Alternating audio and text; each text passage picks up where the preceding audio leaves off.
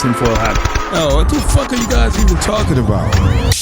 Global controls will have to be imposed, and a world governing body will be created to enforce them. Welcome to Tinfoil Hat. We go deep, homeboy. Aaron, open your mind. Drink from the fountain of knowledge. There's lizard people everywhere. That's some interdimensional shit. Wake up, Aaron.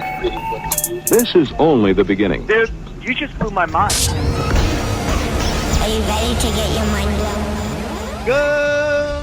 Good morning, Swarm, and welcome to another emergency episode here on Tinfoil Hat. That's right, Sweet Sammy T. I decided to do a emergency episode recorded this weekend with the amazing Jim Lee, who came on. He broke down the history of weather modification and gives his thoughts on what happened in North Carolina and Florida. And it's super interesting. It's so interesting that about 2/3 of the way through, Zoom cuts off for some reason. We don't know. We were able to save the episode and we finished it. So look out for that. And real quick, I just want to tell you, it is the most wonderful time of the year. That's right. My special, Why Is Everybody Getting Quiet, drops this weekend. That's right, October 15th. You can check out Why Is Everybody Getting Quiet on rumble.com premium and SamTripoli.com. And then it will drop on YouTube and Twitter and everywhere else around the 26th and the 27th. I want to give a huge shout out to Wise Wolf Gold and Silver, Tony and everybody over there.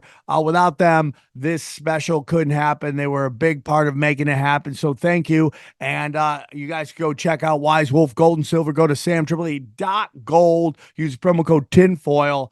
And you can get in on the precious metal game.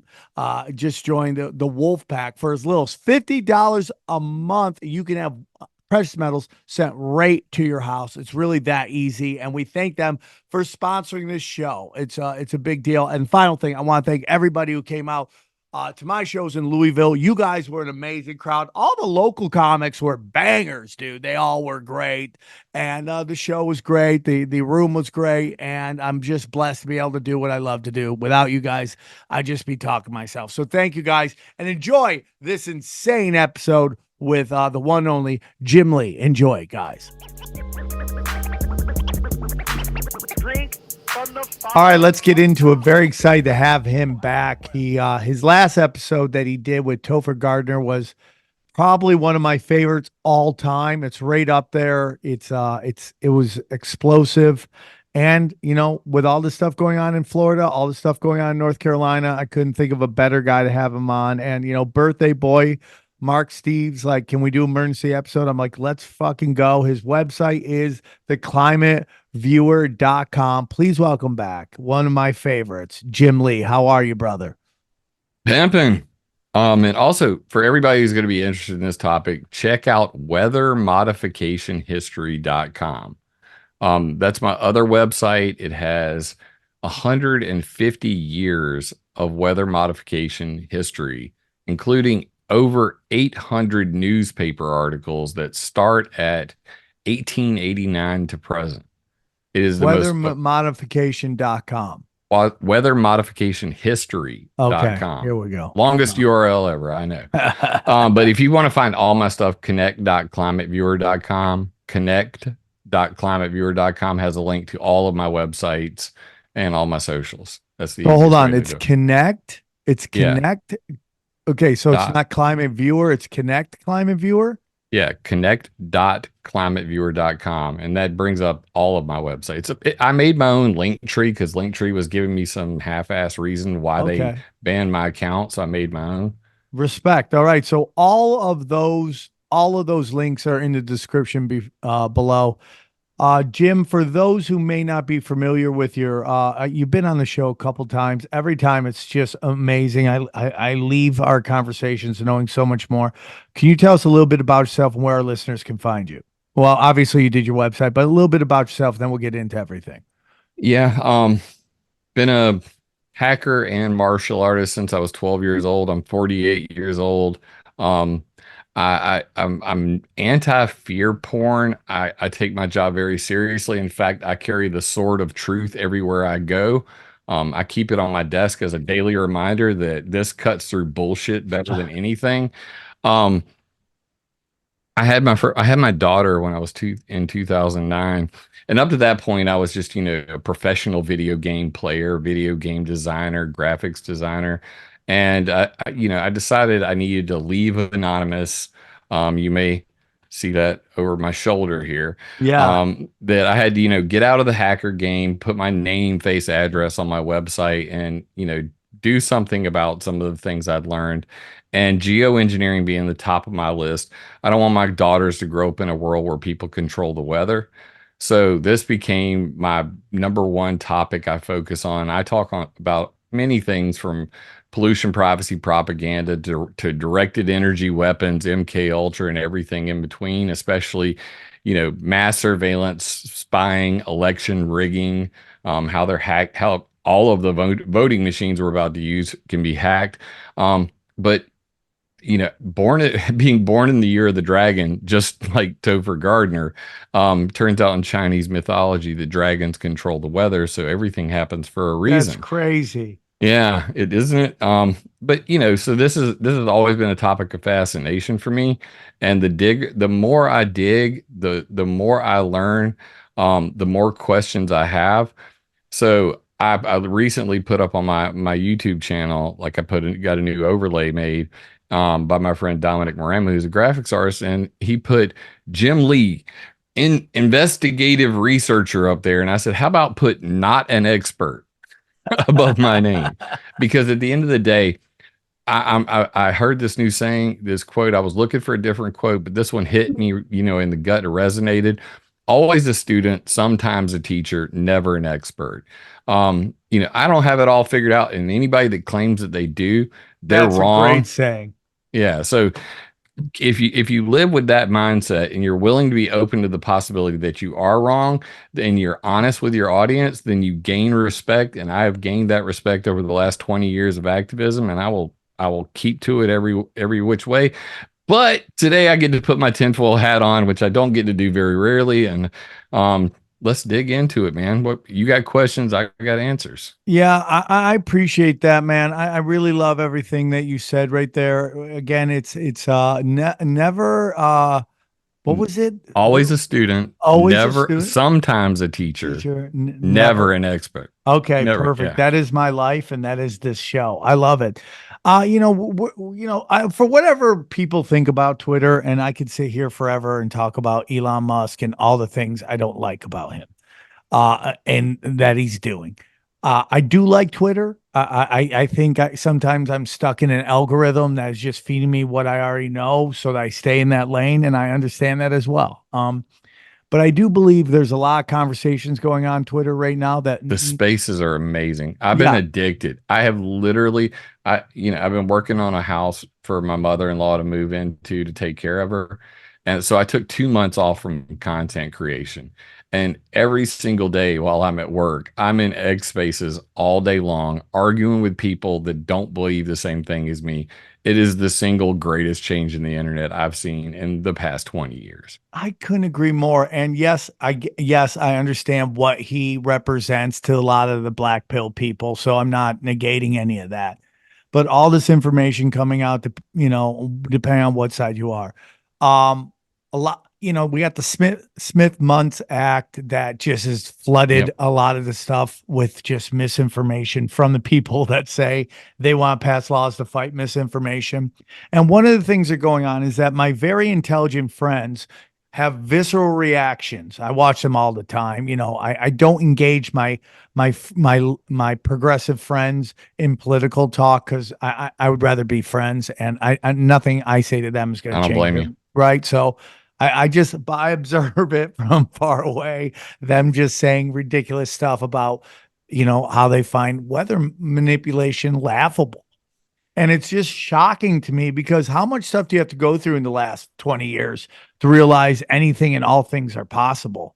And when you really study what is going on, like, you have to believe in coincidence so much. And it's what Greg Carlwood said, a deviation from the norm. When you just see deviations from the norm, you really have to go, is there an invisible hand at work? And so that's why I'm glad you're here, because you're the perfect person to talk to about what are we what's let's going start on. with let's start with a huge deviation from the norm. Something that nobody talks about, and I just went to go pull it up because I was going to screen share with you. And of course, they've memory hold all of this, which really tells you something. If it's available on Google, they want you to know it. But if it's been memory hold, there's some there. Right. And it just so happens that for those who don't know who are watching this, archive.org was just hacked. Email addresses, leaked, and they were DDoSed, so they were, direct distributed denial of service. I went to go unmemory hole it, and archive.org is still down as we're speaking right now.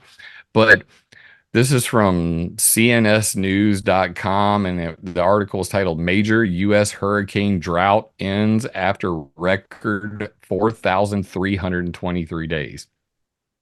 There was a 10-year hurricane drought from 2005. I actually have the image up here on the screen, till roughly 2017. What's interesting about those numbers is that in 2008, the Department of Homeland Security had a hurricane modification workshop. Interesting. So Really? Yes, and I could bring it. If you want me to screen share any of this stuff. I'm trying to figure out how to on Zoom to give you the right to start screen share. Can I do that? Is that how you do it? No, No. it's like it's a preferences thing. Like you got to enable where I can do it, but I don't have to. Well, bring here it we up. go. Yes, If here we go. You can Found figure it out. I can bring it up. Found it. There we go. All right. So yeah, let me just give me 1 second. I'll bring it up. Weather mod history, and it's right there on the front page. I can just click right on it, and here. And let me just bring this over here. I'll pull this up to full screen, and I'll screen share, and screen number 3, and share. And let me know. You can see that, right? Yes, we can see it. Yep. This is from weathermodificationhistory.com, and I have what's called an interactive timeline. So if you go to that, you can actually scroll through the entire history of weather control, and you can even sort it by geoengineering, weather modification, and space weather modification. If you want to really drill down, you can hit show tags, and you can go to things like hurricane modification. And this is every single hurricane modification experiment to date. Or you can click something fun like weather warfare. That's crazy, dude. Yeah, I love programming. I'm a graphics artist. I make all my own websites, and I have too much fun doing all this. So this is a fun way to view all of this stuff. And if that's not enough for you, if you get bored with that and you've done your homework, then you can come over to the newspaper vault, and you can scroll through. These were created by my friend Dominic Marama. Over 850 newspapers with crazy things in them, like producing rain with X-rays. I mean, that's from 1919. Yes. I mean, wow. And dude, I'm not even going to make, there's 1921. This literally says, okay, that's founded 1872. Spraying electrified sand from a biplane to make it rain. So when you go through the history of this, is rain making riddles solved? 1923. There is no doubt that the only conspiracy about the history of weather modification is that you weren't told about it. And you can learn all. That's why I created this freaking insane website. So to any of your progressive friends that you were previously talking about, not only is this TDS, this is like the vaccine for TDS.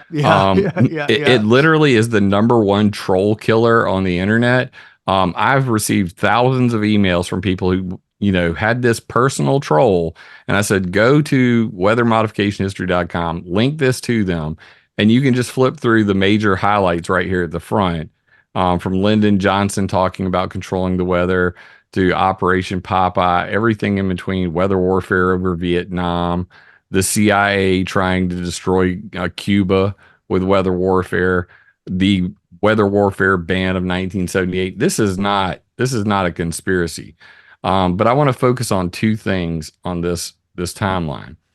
So on the weather modification, the Department of Homeland Security workshop, and you can see that here. This was February 6th through 7th in 2008, and it was hosted by NOAA, the Department of Homeland Security, and the Earth Systems Research Lab. And these are the scientists that showed up for it. So this is not made up at all. But here they give a good example of how you would actually steer a hurricane. Holy shit. How to halt a hurricane. And for those who are listening, it's a graphic. I'll read it out. Yeah. So sure. they show like a C-130J Super Hercules plane flying above a hurricane. Step 1, fleet of transport aircraft flying at 50,000 feet drop soot or carbon black dust in the path of and at targeted areas of the hurricane. Step 2, soot or carbon black dust is warmed by the sun, heating the cool air around it at the very top of the hurricane. This reduces the flow of air within the hurricane and slows it down. Step 3, depending on when and where the soot is dropped, the now weakened hurricane will change course. This goes back now at this Department of Homeland Security Hurricane Modification Workshop. Dr. Mosh Alamaro from MIT University, he actually was talking about doing something called carbon black aerosol. Yes, dude. Yeah, Yes. carbon black aerosol. And it also turns out that Bill Gates, and you can see in this graphic here, he created a patent in 2009. It was actually filed 2008, January 3rd, before the DHS Hurricane Modification Workshop to basically say, hey, oil field in Texas, there's a hurricane coming your way. We will take payment receive at least one payment method from at least one interested party, receive a request from interested party to provide storm protection. Holy shit. And the people that are on this are Bill Gates, Ken Caldera, a geoengineer, John Latham, Stephen Salter, two geoengineers that invented the Silver Lining Project. Silverlining.ngo is the website, or marine cloud brightening. So when you realize, and it's also Lowell Wood Jr. and Roderick Hyde, who are the inventors of geoengineering. So when you have this list of very prominent people all on a patent to steer hurricanes, it gets a lot creepier when you realize that. That is insane, dude. Holy shit. Yeah, so when you for those, like I say, for those who are saying this is all just made up, there's no there. I'll argue this with you. In fact, I'm going to share this one more time. Let me pull this up because this is kind of prominent. Let me just bring the Photoshop over here. I was gonna save this, but I didn't get time. Let's just bring it down just a hair. So this is the hurricane drought that occurred. What are we looking at here? It is a graph of what is this graph? This is all the hurricanes that made landfall from 2005 through 2017. And over here on the side, I drew a little line between Katrina and Harvey. Now, why did I do that? Because in the 2016 election, Hillary Clinton and Donald Trump were battling it out. That is the 10-year or 4,232 day hurricane drought they're talking about. There's a bunch of ones, twos. These are ones. Literally, look at these pink lines. In 2006, 2009, 2010, 2013, and 2015, no hurricanes made landfall. Zero, zilch, nada, niente, 9. So when you think about that, and we talk about coincidences, this is a coincidence you cannot ignore. Now, here's my tinfoil hat. If you've got a hurricane modification workshop and you've got the history of hurricane modification going back to Project Cirrus in 1947, which was literally October of 1947. So in 2017, that was the 70th anniversary of the first hurricane modification work project. Cloud seeding was invented in 1946 in November. Less than 11 months later, they were trying to steer a hurricane. Then from 1960s through the 70s, they had Project Storm Fury. I could bring all this up, but let's flow with it. It's all in the timeline. So if you want to go look it up, it's there already. I've already done the work for you along with the references. Go slay all of your, hater friends who don't believe this is real. You will be able to destroy them with everything. You don't even have to tell them where you got it from. I don't care. It's not about me. This is about, the truth. Project Storm Fury was a project run by NOAA for the better part of 20 years attempting to steer hurricanes. From 63 through 82, I want to say. And during that, the CIA actually had a project that was associated with Project Storm Fury to steer hurricanes into Castro's Cuba. Yeah, dude. You cannot make this stuff up. In fact, I wasn't even aware of this till June of this year, because this has never been admitted publicly. And a dude named David Reed, he wrote about us. Literally the longest article ever written. Come on, bag. Thing's being stupid. Gonna rip my own bag trying to open it right now. Wants to be a dumbass. You know what? It's not worth it. It's all good. I can bring it up on my screen faster than I can get it out of that bag, apparently. This gentleman wrote about us in the United States Air Force historical magazine, and first of all, I was flattered. I'm super flattered. But what was even cooler about it was that. Where's that share screen button at? You got to see this. You're not even going to believe this shit. Hey guys, real quick, I want to tell you about our boy James McMahon and Copy My Crypto. Listen, guys, has it pissed you off to watch crypto fly up in prices for a decade and you still have done nothing about it? It makes sense. Crypto is complicated and really boring. Well, here's the good news. You don't need to know a thing about crypto to make money like so many have. The CopyMyCrypto.com membership site shows you the exact cryptos that YouTuber James McMahon personally owns, which means you just got to copy him. It's like having a big brother who knows what he's doing. You don't need to know a thing about crypto or how to invest. Just simply copy along. Okay, so let me tell you a little bit about James. He runs the Crypto with James YouTube channel, which has over 54,000 subscribers. In the summer of 2020, he told his viewers to buy 26 cryptos. Had you put $100 into each, it went on to be well worth $123,000. Of the 26 cryptos, his top pick of the year, the one he singled out called Phantom, went up 692 times from when he said to buy it, okay?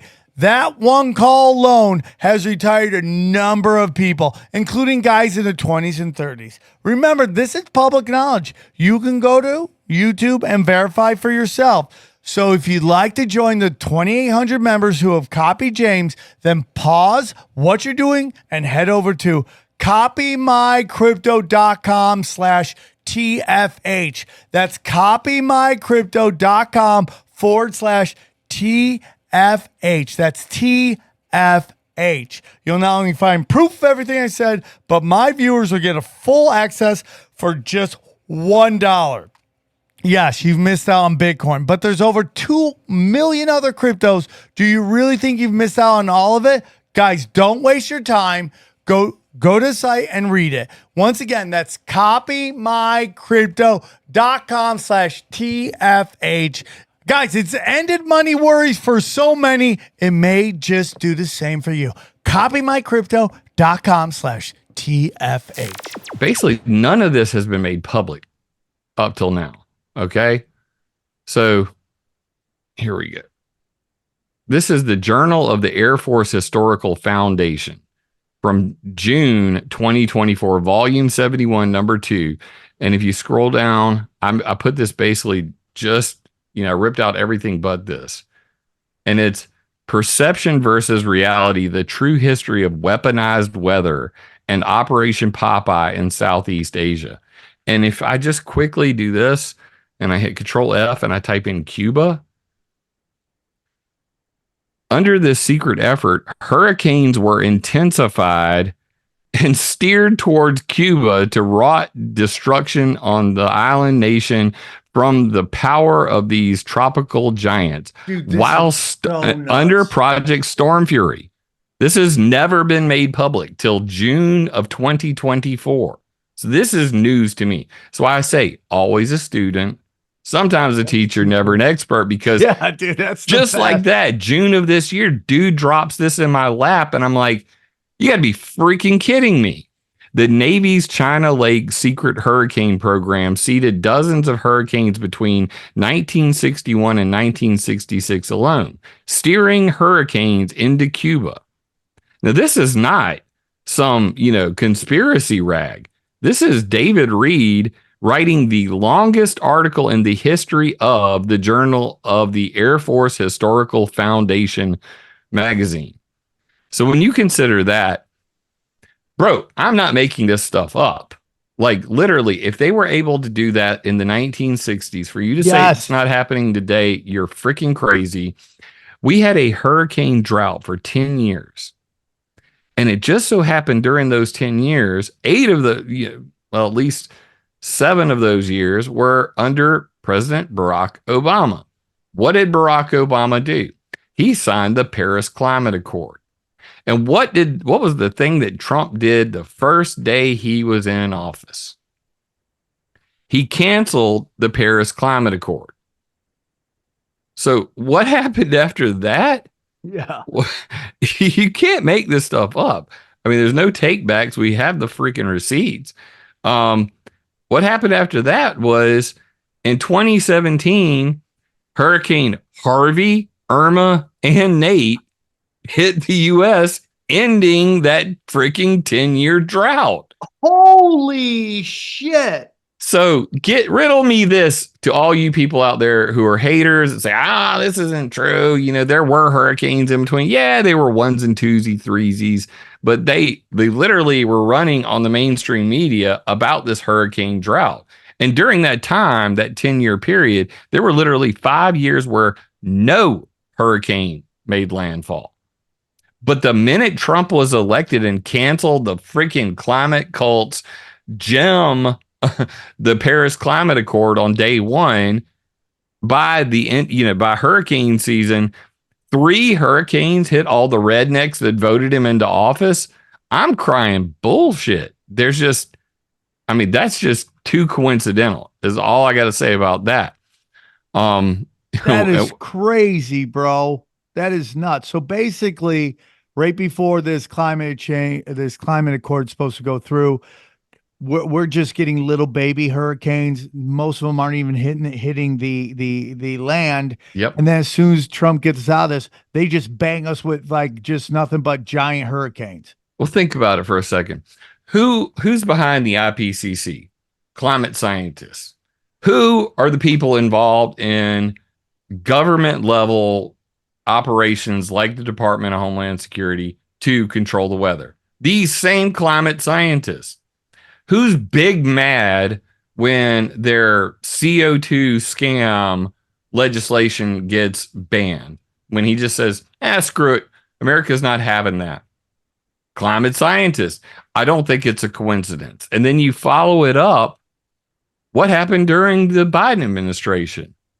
Minimal hurricanes. Once again, until it's election season, Yeah. and magically they're back, baby. And their person looks like she's taking a giant L right now. Oh, right? she certainly is. I mean, while she's out courting freaking Hollywood actors and stuff, and I love my man Dan Bongino. While Biden's out sunning his balls on the beach, Yeah. everybody's in North Carolina is going, what the hell am I supposed to do? Meanwhile, I mean, I don't ever talk about politics on my channel because the weather does not give a fuck about your politics. The weather does not care about your religious beliefs. It does not care about any of those things. So to me, making this a political issue is kind of like taboo because in the end of the day, the people who are hurt, it's not going to, it doesn't, that weather warfare, that weather activity, it doesn't care about your politics. But the people who are in control just might. So we have to go there. We have to think about the ideology of the people who would be involved in such a thing. When we have something as coincidental, I don't think this requires a tinfoil hat at all. What do you think? Listen, I don't. But unfortunately, everybody else I don't know why. It's like my friend Brian Callen was like, he conceded that we had a show and we debate. And he conceded to me that I was right about everything. And he just goes, where do you get your information from? And it's just, for some reason, some of us are able to get it and some of us aren't. Well, I mean, if you're not willing to look, yeah, right? Because there's that whole Carl Sagan quote, if you believe the bamboozle long enough, you're captured by it and you're no longer interested in finding out the truth. It is simply too painful to admit to yourself that you're wrong. So when you think about it like that, that's what they talk about with cognitive dissonance. That's what Carl Sagan was talking about in that quote. If you're no longer curious and you've got your mind made up and you think you've got it all figured out, then I don't care how much evidence you hit a person with. They're not going to accept it. I've learned this the hard way doing 15 years talking about chemtrails. You cannot convince certain people that chemtrails are not what they think they are, no matter how much you put in their face. So like they have to have their own little come to Jesus moment where they go, all right, you know what? I saw something the other day. It's really making me question my beliefs. I'm now ready to learn more. And that's really where we have to go with this thing is, are you willing to accept this information? Are you intellectually curious? Because if you are, you can go to weathermodificationhistory.com and spend the next 2 years of your life and you won't learn what I have. I mean, honestly, if you spend the rest of your life going through that, you're not going to learn what I know already. And you're just going to play catch up, but at least you can get educated enough to have a conversation about this and go, you know what? This is real. This is 100% real. And I can no longer deny it. The evidence is over freaking whelming. And if that doesn't work for you, if you don't trust a guy like me, check the references because the references are almost all from .edus, .govs. I thought liberals loved that shit. I had a friend the other day and they were dealing with exactly the situation you're talking about. And they're like, no matter what I do, I can't convince this person that weather modification is a thing, that people could even attempt to steer hurricane. And I said, well, how about this one? Here's NOAA.gov, and I sent them a link. This is all of the Weather Modification Reporting Act of 1972 receipts. And you can see just send them this link and tell them to scroll to the bottom. And they can see who paid for the weather modification, who did it, when, where, and why. And I said, and by the way, let me know how that worked out. And she, it was a couple of days later, she wrote me back. She's like, he's a believer now. Because, I mean, at the end of the day, like certain people are only, the level of proof they need to dig into this sort of stuff is just extraordinarily high. And they have, and especially on the liberal side, they tend to want to have some government source. Whereas on, the Republican side, if it's a government source, they're less likely to believe it. So it's kind of ironic how politics plays into perception and how you have to convince people of things.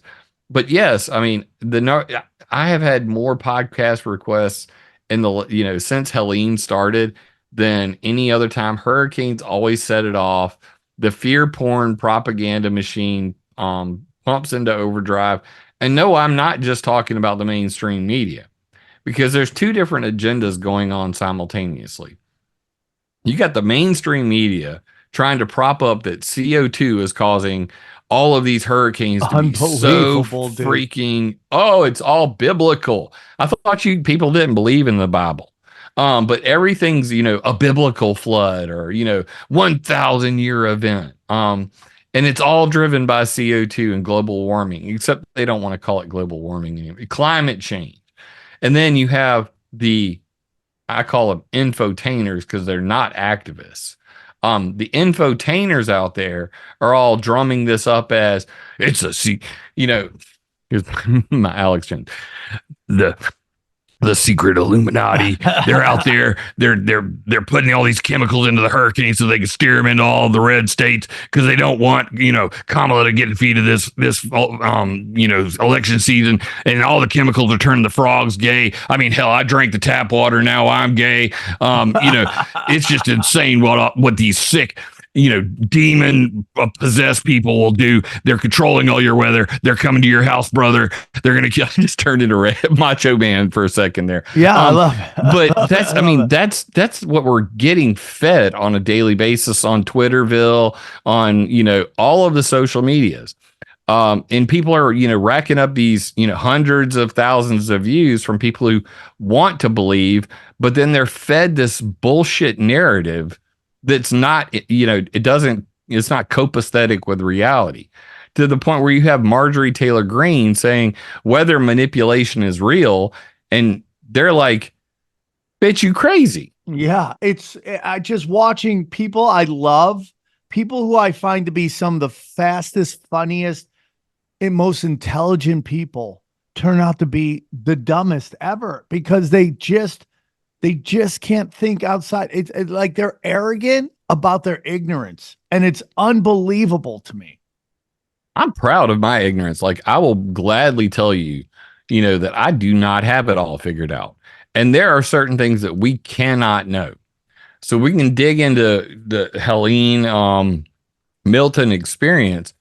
And in my Telegram chat, I am blessed with some of the smartest people on the planet.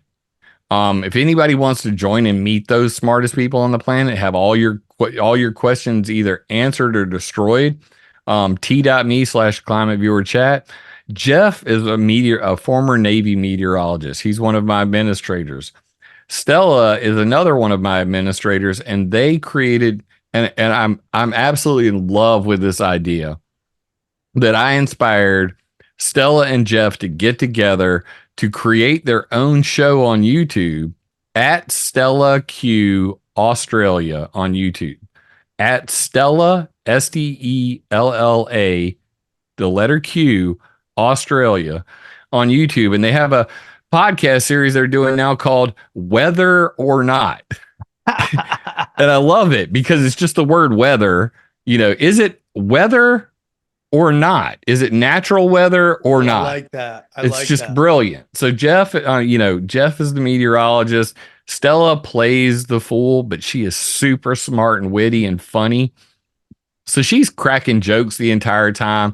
And Jeff's over there with his, dry remarks back going, well, there's these large synoptic, weather patterns and orographic lift and, inversions and high pressure, low pressure domes, and explaining exactly what we call, I like to call it forensic weather analysis.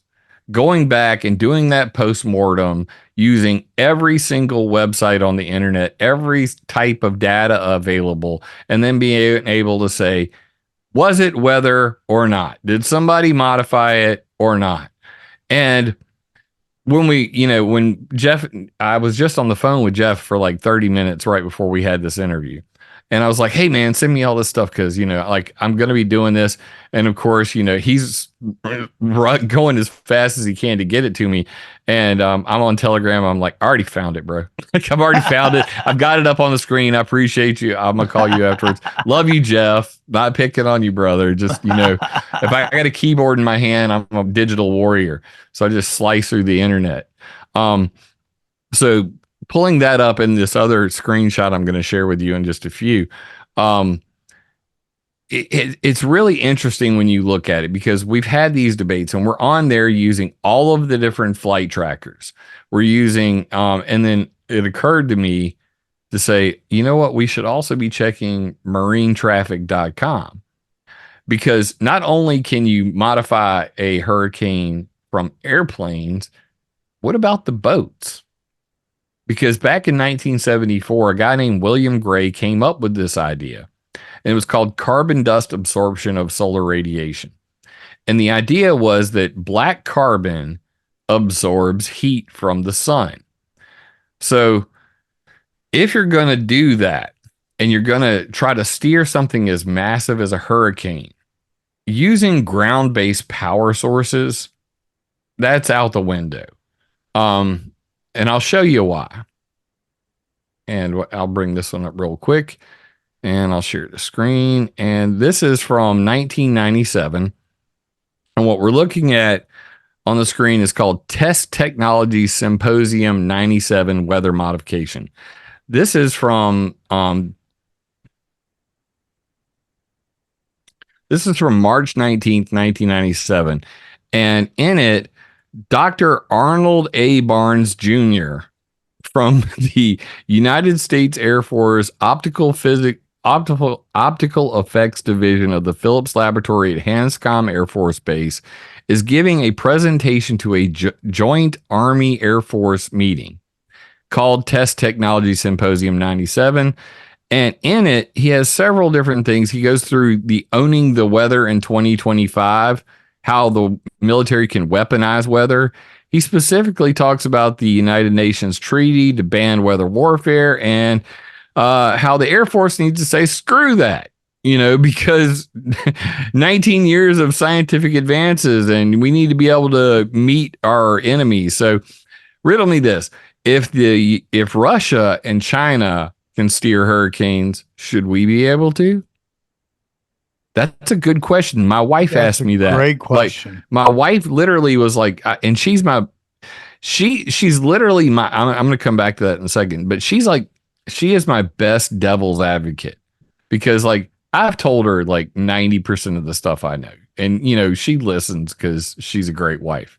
And I'm sitting there telling her, I was like, we need to ban weather modification altogether. We need to ban weather warfare, like really ban it, not like that UN treaty because the United Nations useless. I always think of Dave Chappelle anytime I think of the United Nations, that Black Bush segment. What are you going to do, United Nations? Sanction me.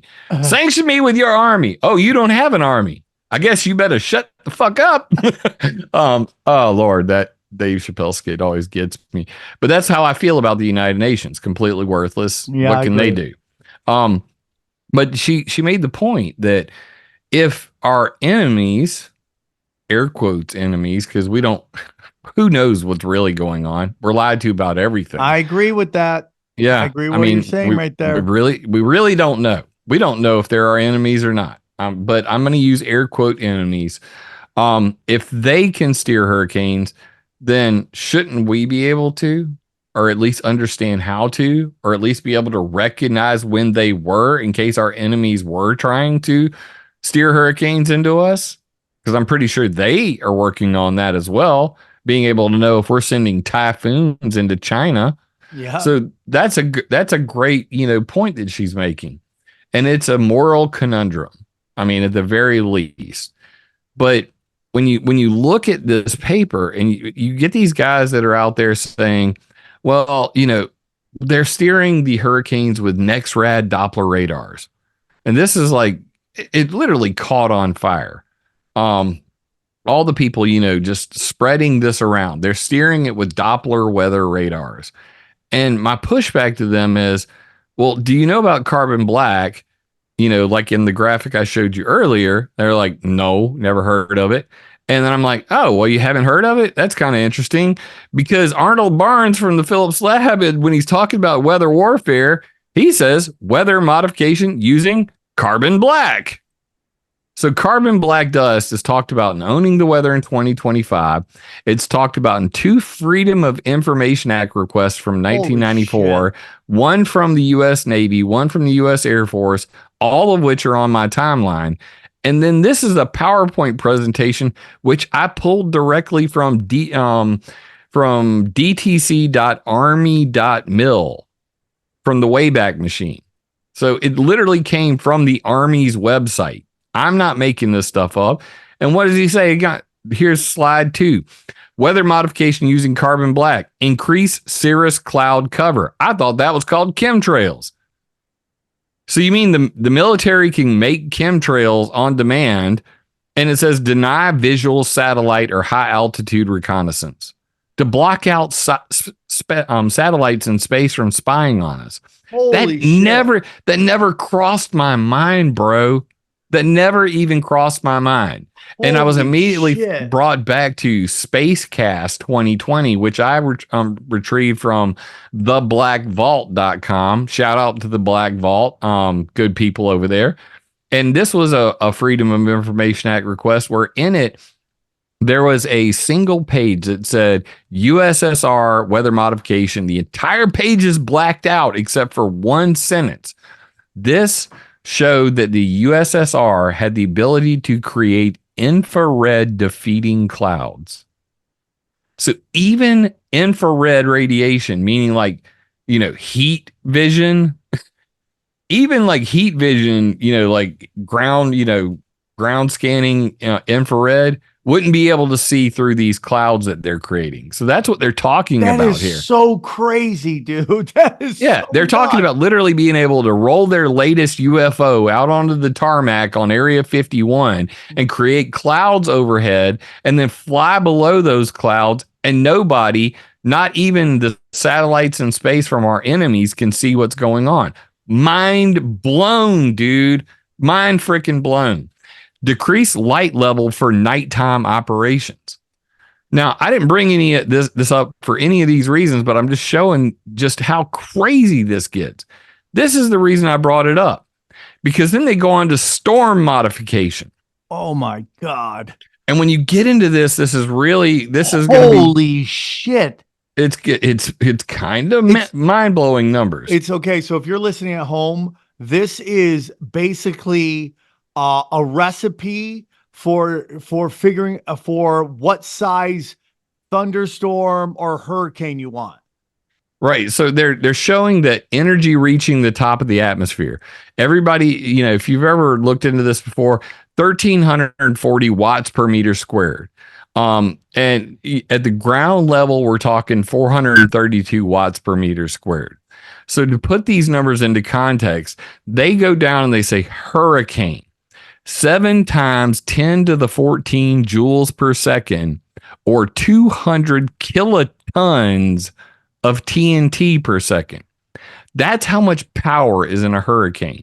Holy shit. To convert that into watts so that we can talk about NEXRADs or HARP, because those are the 2 most talked about things I heard during these hurricanes, from, very low information infotainers. 7 times 10 to the 14 joules per second. Joules per second equals watts. So you simple math this out. That is 7 quadrillion watts. That's 7 with 15 zeros behind it. Holy shit. So when you realize that a hurricane, 7 quadrillion watts, and an NEXRAD Doppler radar is 750,000 watts. It's actually, that's the peak power on it. The actual power on its average is 1,300 watts, which is less than most people's microwave oven in their house. Riddle me this. How the hell do you think that it's even going to have an effect on something that large? 7 quadrillion watts per second of power is more than every power plant on the planet produces probably in a year. And then finally, I'll just leave it. I'm going to show this last slide. I'm going to take this down, but this is current capabilities as of 1997. Targeted fog dispersal, local changes in rain, cloud modifications for surveillance coverage, hole boring, create, suppress, cirrus/contrails. Holy fuck, man. Ionospheric modifications, energy requirements too large for major storms. Except what did they say in this thing? Energy reaching the atmosphere from the sun. The sun is 1.7 times 10 to the 17 joules per second, as opposed to 10 to the 14 joules per second from a hurricane. So this is the true answer. The true answer is the sun is the most powerful thing in the world, period. Nothing compares. And why they were saying, let's dump carbon black into steer a hurricane is because no ground-based radar, no ground-based HARP, none of that stuff could possibly even put a dent in it. And to quote our good friend Joe Rogan's favorite animal, it would be like poking a bear with a toothpick. Bear don't care. Bear gonna eat your ass. Right. Your little toothpick, you would need 7 quadrillion toothpicks. And even then, the bear would probably still eat your ass. Let's be realistic. So by focusing the energy of the sun on certain portions of the hurricane to heat it, that's the laws of thermodynamics. With an increase in heat comes an increase in pressure. Hurricanes are low pressure zones. They are. Oh no, he froze. We were cooking with gas. We got too close. Hey guys, real quick, I'm gonna tell you about our friends at Helix Sleep. That's right, helixsleep.com. Go there. Listen, you spend most of your life on your mattress sleeping or making love trying to save humanity, okay? Listen, if you're like me, you're Mayor Pound Town, you're going deep, okay? And you need a mattress that's firm and right for you. And that's why after I went on the website, I took the test. Guess what I got? The Midnight Lux, right? It's perfect for me. It's medium. It's not too soft. It's not too firm. It's just right, okay? And when I make love, it works with me, okay? It knows my motion, all right? And that's what I like. And then when I'm done making love, trying to save humanity, guess what? I'm a side sleeper. I sleep to the side. It's just that simple, dude. That's how easy our good friends at Helix Sleep have made it for you to get the mattress of your dreams, okay? There's so many different choices on Helix Sleep. I can't believe it. You know, eventually I'll get another room to make more love in, okay? And maybe I'll try a different mattress. I don't know. Johnny, you got a mattress way back. Do you like your Helix Sleep? I love my Helix. Yeah, the one we had before was just a piece of junk. Got off. Get out of town. Terrible. Yeah. And the Helix mattress was such a huge improvement. It was in every way. I mean, I woke up with less back pain, no back pain. And I'm not even exaggerating here. The old mattress that we used to sleep on, my lower back would hurt all the time, and now no more. None of that. Yeah. I used to call the old mattress I had the water board because I felt like I was just sleeping on a damp water board. Okay. You guys got to do what I did. Get the adjustable base. Trust me, get the adjustable base. Dude, that's totally what XG does. He sends me pictures all the time of all the different adjustments he's made on that base. It's pretty awesome. So, guys, we got a great offer for you. Here's what we need you to do. Get 20% off all mattress orders. Just go helixsleep.com/tinfoil. It's real simple. helixsleep.com/tinfoil. Okay, you spend most of your time sleeping in your bed. You might as well have the best one, the number one mattress for saving humanity. Go to helixsleep.com/tinfoil. I don't know what happened there, but we are back, Jim. Thank you so much for sticking with me. I appreciate you. So I don't want to keep you all day. It's a Saturday. I'm sure you got wonderful stuff to do. So let's get into what is happening What has happened in North Carolina? What has happened in Florida? What are your thoughts on that?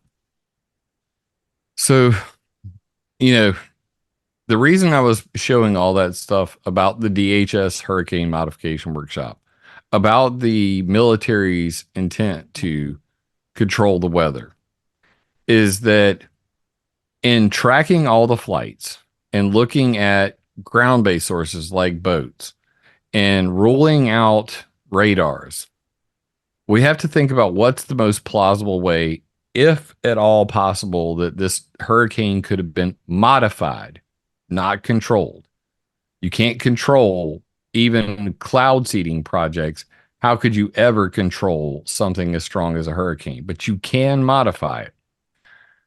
If a fleet of planes with let's say the U.S. Air Force and the CIA were involved, like they've been every single time in the past, there would be no way to track those flights. They will not show up on any flight tracking software. I don't care what you say. The flights we did track going in and out of those both hurricanes, and I'm loath to call Helene a hurricane because it never was one. That's the other biggest conspiracy around. Is that those were hurricane tracker flights. We didn't see anything out of the ordinary with that sort of thing. We did see one large military plane in the area that really didn't seem to have any business being there. But with Helene, it never was a hurricane. It wasn't even a Category 1 hurricane before it made landfall. And for those who don't believe what I'm saying, I'll refer you to Stella Q Australia channel on YouTube, whether or not Jeff and Stella go through all of the METAR data, which is METAR. This is where they actually look at what were the winds. So what qualifies as a hurricane? 10 meters off the ground, sustained winds of certain amounts. That's how we do the Saffir-Simpson scale of what is a hurricane.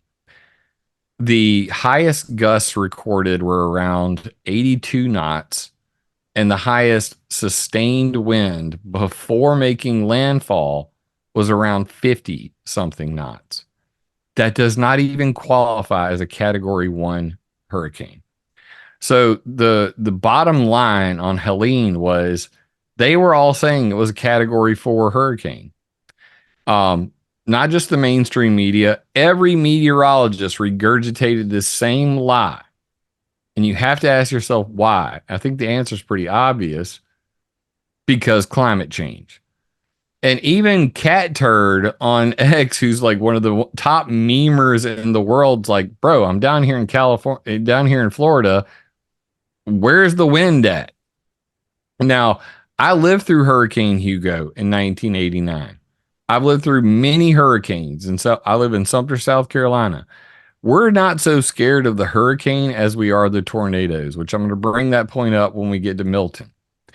But as far as classification of a hurricane, you can go back and definitively look at what are called anemometers. These are ground-based wind sensors from all of the FAA sites, from all of the available data, and nothing jives with what they're saying.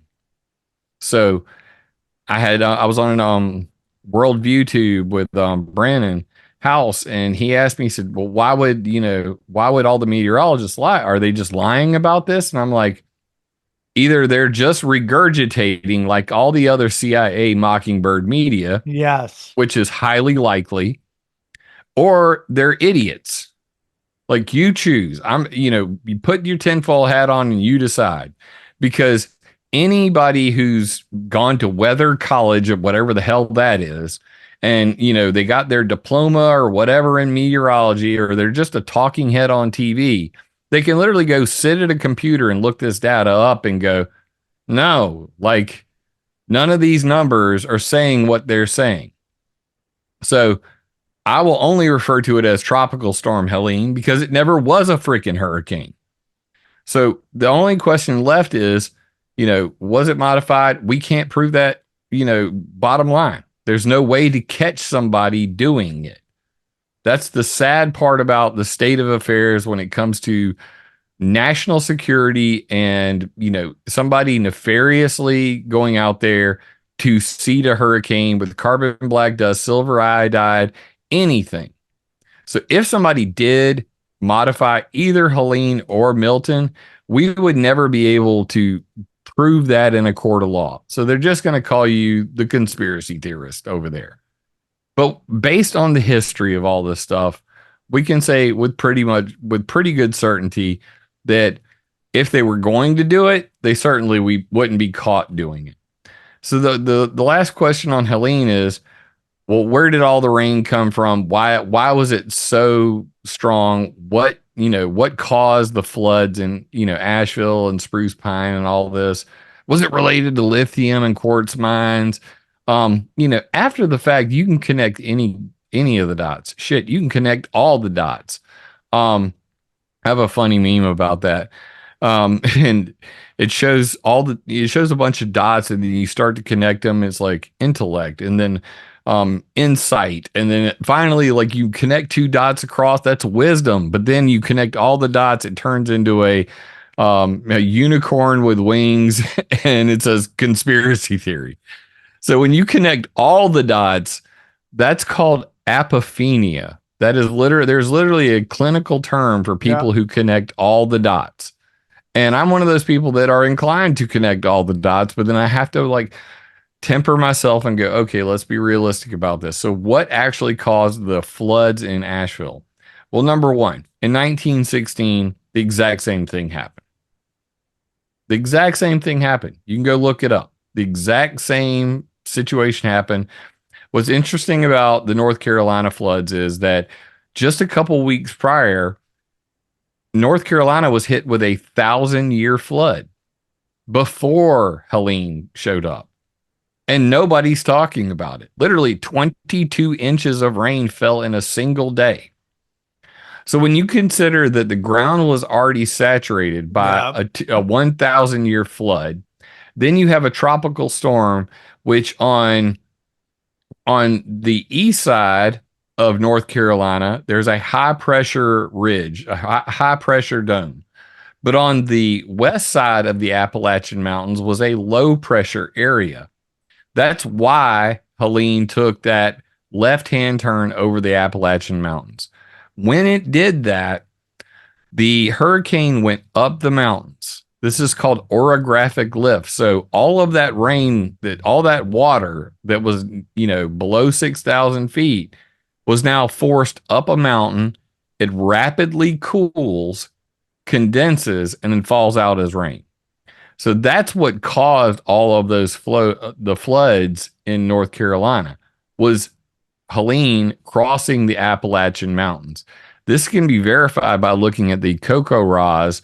It's a community of rainfall sampling people who submit their rainfall samples. It's an open source rainfall network. And you can see all of the rain totals on the east side of the Appalachians versus the west side, and it confirms everything that I'm saying. And all of this is on the Whether or Not podcast that my friends do. And it's literally says Hurricane Helene. So you can go watch it. It's an hour and 44 minutes. By the time you're done, you'll be a junior meteorologist and you'll be able to debunk this bullshit yourself, because they not only explain it to you and how to get to the data, all of the links used in the video are in the details, so you can bookmark them yourself and learn how to fish as opposed to me giving you fish. So with that being said, then we get to Milton. Milton formed in a really Can I ask one thing real quick? Yeah, go ahead. So, when this happens, all of a sudden the internet is full of everybody who's an expert, and they're talking about weather modification, and they're talking about seeding the air, like you talked about earlier, and forcing it in an unnatural pattern that we've never, that these hurricanes or these storms or whatever you want to call them do. And did you see any of that, where it was going one way and then suddenly it just turns and goes the other way? Did With you Helene? see it? Yeah, like the hit North Carolina. again, when you look at the large weather patterns and you understand the power of a tropical storm, you have to the biggest factor that's going to influence that is where high pressure and low pressure is. It's going to follow the path of least resistance. So two actual storm fronts, air masses collided to create a massive low pressure area west of the Appalachian Mountains. And that's why it went away from the high pressure, which was on the coast of North Carolina, towards the low pressure. And anybody can verify this using windy.com, Ventusky or Ventusky. I don't care how you spell it. Pronounce it Ventusky.com, zoom.earth. There's so many websites out there. Pick your favorite one and go back and look at it. And you'll see these high pressure, low pressure regions, and you'll see that that's exactly what should occur when you have such a large synoptic system, as they call them, moving between a high pressure and a low pressure region. Now, we also were tracking all the flights. Now, cloud seeding flights, if they were commercial, they would be Cessna planes or they would be private jets. We tracked every single plane that even went near that thing. Nothing is doing the racetrack that you would see with cloud seeding. Trust me, brother, if there was some there forensically, we would have the tail numbers for those planes, and I'd be the one screaming the loudest about it, and they'd be in jail right now.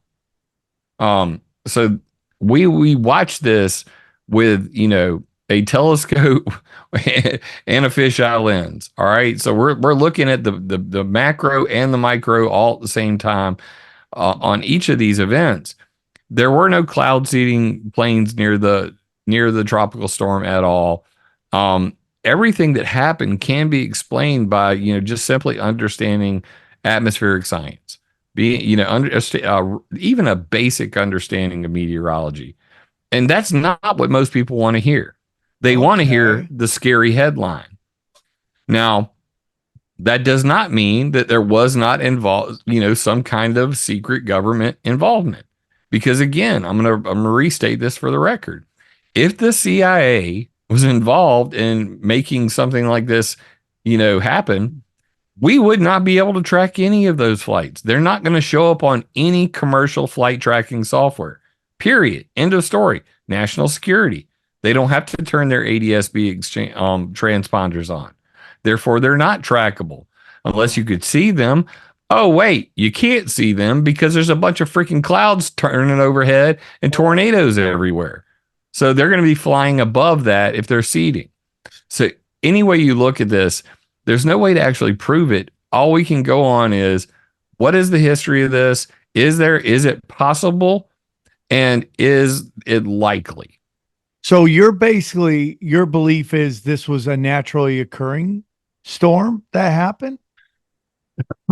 Which I'm okay with. I mean, I'm just trying to ask you what you think. I'm in the 50-50 on was the rainfall enhanced? I don't think it was even necessary. Based on the amount of water vapor that was in that storm, based on the trajectory it took, I very much trust Jeff. And then I went back and verified everything he said my own way, looking at several other sources like Ramby Slider. He uses it in the video for that matter. The Go 16 East, it takes a picture of the Earth every 10 minutes, using multiple sources. We're not relying on one instrument. You know what I'm saying? I mean, everything available on the internet simultaneously, and comparing where Icon and GFS were completely wrong versus the HRSCC, I think it is. Ventusky had it right. Versus, the Icon and GFS models were completely wrong. But even they said it wasn't a tropical, it wasn't a hurricane. So all three agreed that there was no wind high enough to reach hurricane status, not even a category 1. So that's the biggest lie being told. And then beyond that, the path it took, that wicked turn it took over the mountains, all of that can be explained just by understanding how high pressure and low pressure regions work. Okay. And the flooding, when it crosses over the mountains, Think of it just like scraping all the rain out of that tropical storm. That's what orographic lift is, the rapid condensation because of wind rushing up into the air and cooling quickly. That causes it to fall down on that side of the mountain. And then guess what? It just catches. It's like a snowball rolling downhill. The more of that rain builds up as it's making its way back to the ocean, causes that devastating flood with all the debris that comes along with it. That's why there were videos of literally people, getting out of the water and being washed off like it was an oil slick, because when you do that much damage to that much property, think about all the chemicals, gas stations, refining plants, everything that gets mixed into that water as it's flooding out. I mean, it's like the most toxic, filled with, boulders and freaking huge trees. It's absolutely insane how devastating that can, when you really contemplate. I can't even imagine going through a flood like that. And definitely my heart goes out to everybody who's going through this in North Carolina.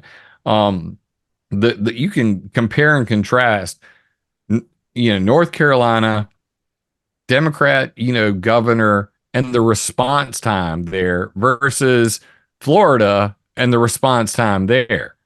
Because FEMA and all of those national resources, it's all on the governor. I mean, for those who aren't familiar with how these things work, your governor has to request these things in a timely manner or pre-position things to deal with it very rapidly afterwards. So whereas, we're going 2-3 weeks of people not having any supplies or any help whatsoever, down in Florida, the linemen were getting the power back up within the next day. Like literally as the storm's going off, the coast, there are already linemen out there running power poles and putting things back together. Despite the fact that with Milton, there was literally 126 freaking tornadoes, which is the second most ever recorded in history in one day. I mean, you have to go all the way back to 2011 in Alabama. There were 134 tornadoes in a single day. So when you think about that, it's pretty mind-blowing. I mean, there's the numbers, bro. You cannot make this stuff up. I mean, let it sink in if you haven't seen it already. That's just mind-blowing numbers. So the vast majority, like I said earlier, when people in the South, we're not scared so much of the sustained winds. Yes, it's a bitch. Yes, it's going to tear stuff up, but it's the tornadoes that spawn off of these sustained winds that do the most damage. So for 120, and by the way, before the hurricane even made landfall, Milton, they had already, I was watching X Live and there was already 17 tornadoes that touched down in Florida before the hurricane even got there. So we knew it was going to be bad. What's more interesting about Milton is that it formed right off the coast of Mexico. And almost every hurricane in history, I think only four in the recorded history of hurricanes have taken the path that it did. Almost all tropical storms or hurricanes that form, they all start out usually as a tropical depression or storm. When it was a tropical storm on October 5th, it was headed the direction that it should, northwest or west. But on October 5th, it made a turn and then headed back the other direction. This has happened before. Like I said, 3 times before. Very rare. But again, going back to that graphic I showed you, if you can dump carbon black dust into a hurricane, you can change the direction of it. During the very first cloud seeding project on a hurricane, Project Cirrus in October of 1947, they attempted to modify a tropical storm off the coast of Georgia. It was headed out to the Atlantic. And when they seeded it, it changed colors. it changed direction 120 degrees and then slammed into Savannah, Georgia, Oh my doing $3 million in damages, killing somebody, and ended up in lawsuits because General Electric was involved in the experiment. And allegedly GE was like, you know what, we probably should never do that again. And that's when the government took over these hurricane modification projects.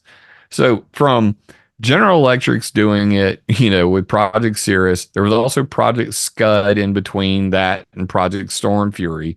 Project Storm Fury going for 20 years. Department of Homeland Security 2008 followed up with their Hurricane Aerosol Microphysics program, and NASA's Genesis and Rapid Intensification program. You have all of these, experiments to steer, or as they put it now, mitigate hurricanes. We have the 10-year hurricane drought, which just magically came back after Trump was voted into office. 3 major hurricanes hit all the rednecks that voted him into office. You can't make this stuff up. Yeah, I'm starting to think that right now that this is somewhat could be involved with it, right? So when you look at the direction it was headed on October 5th, it should have hit Texas. And then I keep going back to that Bill Gates patent to steer it away from the oil fields. That's the way. It doesn't say oil fields, it says interested party. I use oil fields as a great example. Hey, we don't want our oil fields, and they got a lot of money. And they got a lot invested in. You pay them to have it not hit you. That's crazy. Right. So that's in Bill Gates' patent. And then what do we see? We see it's headed towards Texas. And then it magically makes a big right-hand turn. And now it's headed through the Gulf of Mexico towards Florida. Once you turn that sumbitch, you don't have to do anything else. It was 86 degrees Fahrenheit worth of hot water in the Gulf of Mexico. It is what intensifies. That is rapid intensification. Because warm, shallow water of the Gulf of Mexico. That's why every hurricane that makes it from the Atlantic into the Gulf of Mexico rapidly intensifies.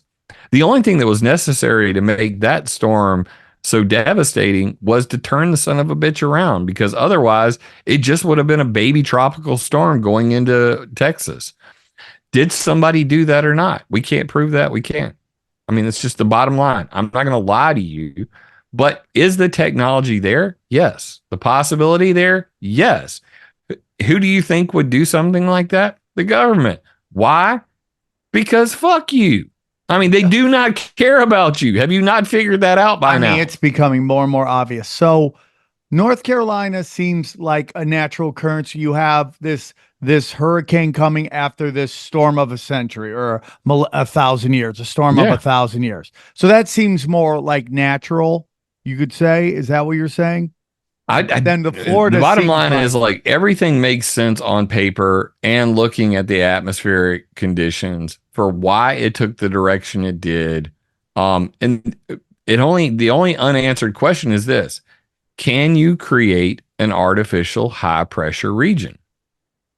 Because if you can create artificial high pressure, you remember now when Topher and I were on talking about the Lahaina fires, we were talking about a high pressure region that reached from China all the way to Los Angeles.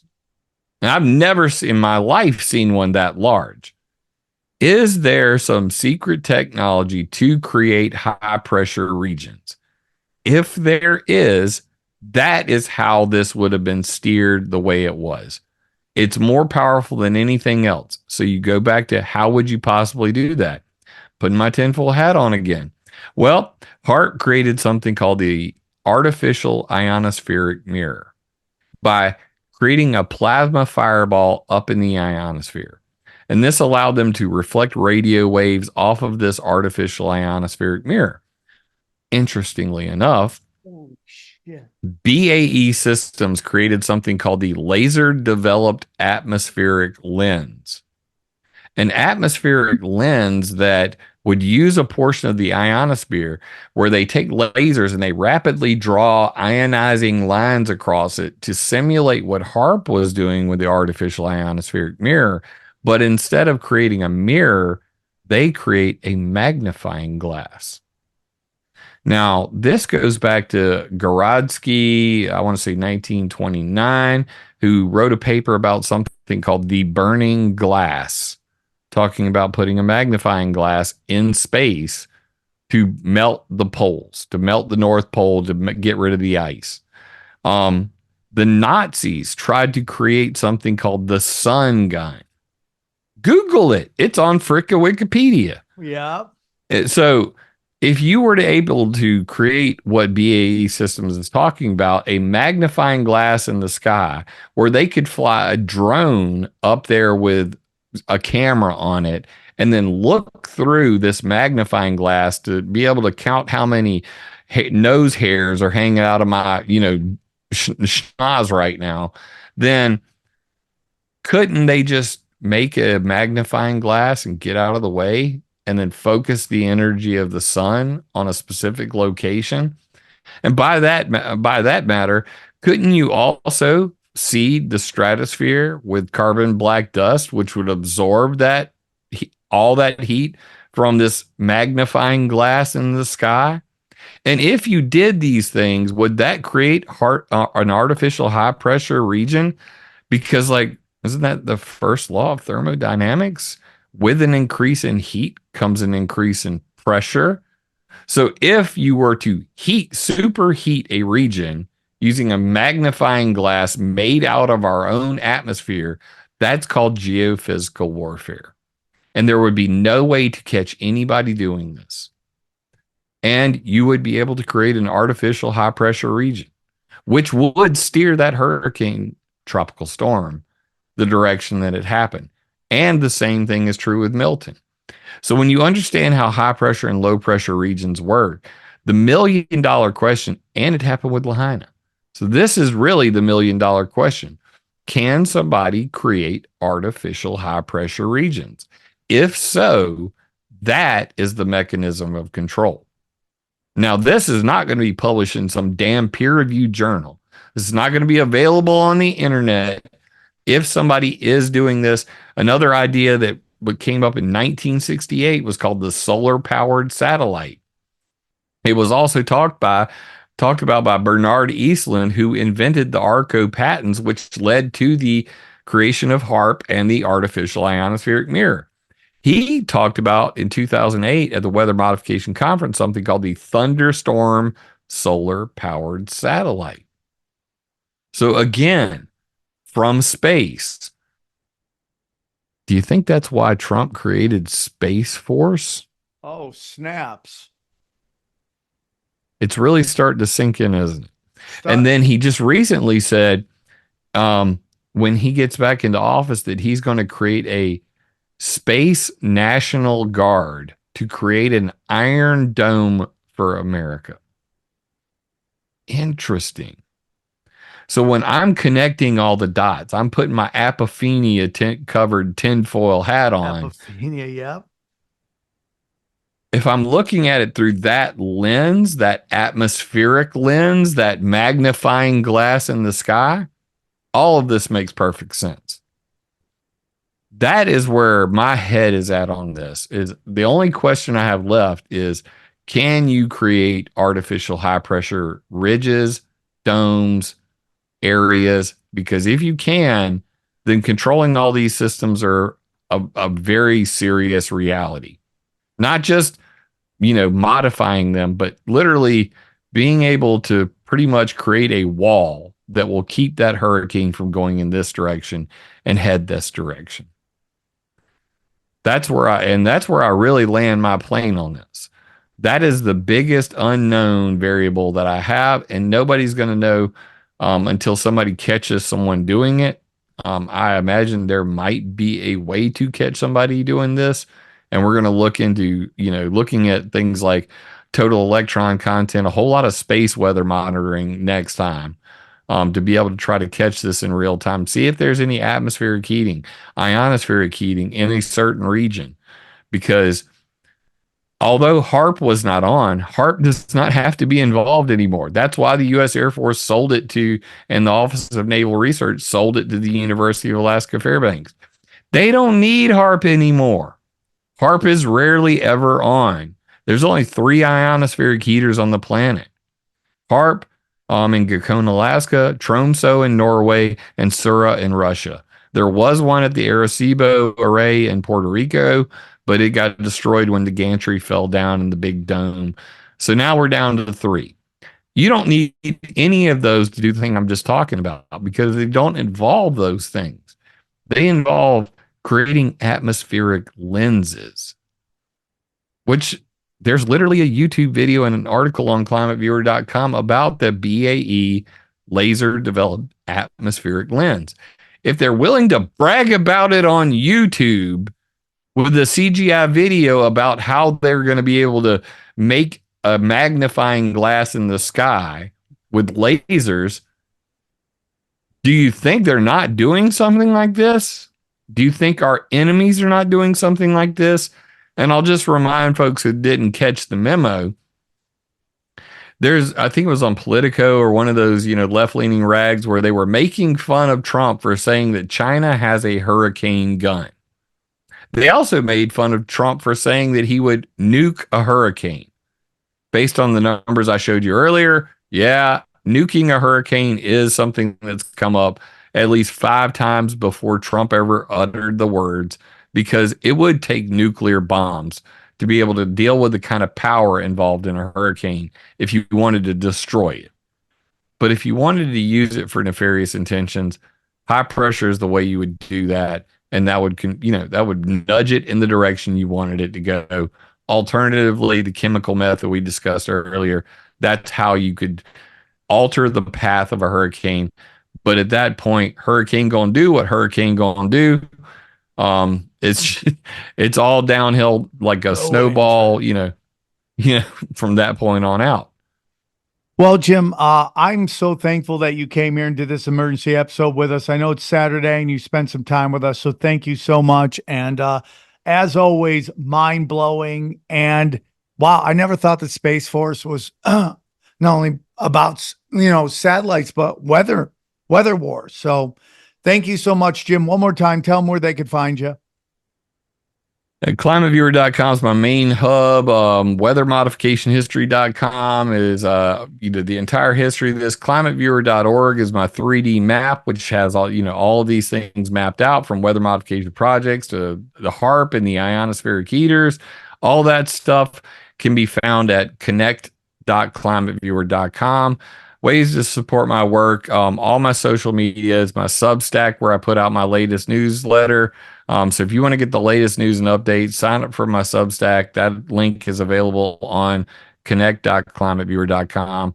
Love your show, man. Best show on the freaking internet, dude. Every time I come on, everybody's like, man, you got on with Sam, and we freaking love you guys, man. Thank you, man. That means a lot to me, Jim. You're easily one of my favorite guests to have on. I really do appreciate it. Thank you so much. And guys, check out my special, Why Is Everybody Getting Quiet? It drops October 15th on rumble.com, samtripoli.com, and then at the end of the month on YouTube. So check it out and enjoy these highlights. Here's a clip from the latest Broken Sim. How's Red Band? Red Band's great. Good. I mean, Nice guy. they're making hand over fist. Good for them. They are just absolutely crushing it. He deserves that. And I'm going to be honest with you. I felt it was so good to hear the people who used to be at the Comedy Store and how they talk about me, because I'm a crazy person and I'm descending into Hollywood is depressing me and killing and numbing me. And you're Dangerfield. You think you get no respect, but they were just showing me. Everyone was showing me nothing but love. Yeah, it was so good. I needed it because I feel no love here, none. I feel excommunicated. Does it make you want to move again? Oh, Johnny, I get me out of here. Yeah. I mean, let's go to Austin or I quit comedy. Dude, I'm not joking. I will go in with you on a place if you want. Johnny, do you think you could live with me for a short time? Because I won't even be there all the time. Yeah, I mean, of course.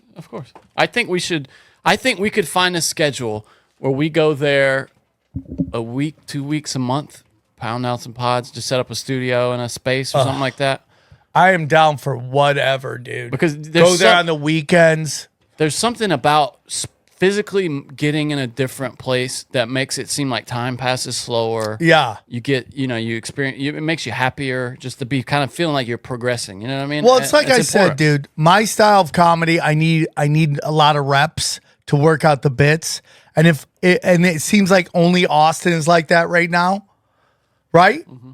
So it's like either Austin or just wrap it up and focus on podcasting. I just like to get that vibe of a place that's actually truly open-minded about what. Dude, everybody's saying it's crazy out there. They're like, it's like Wild West. Good.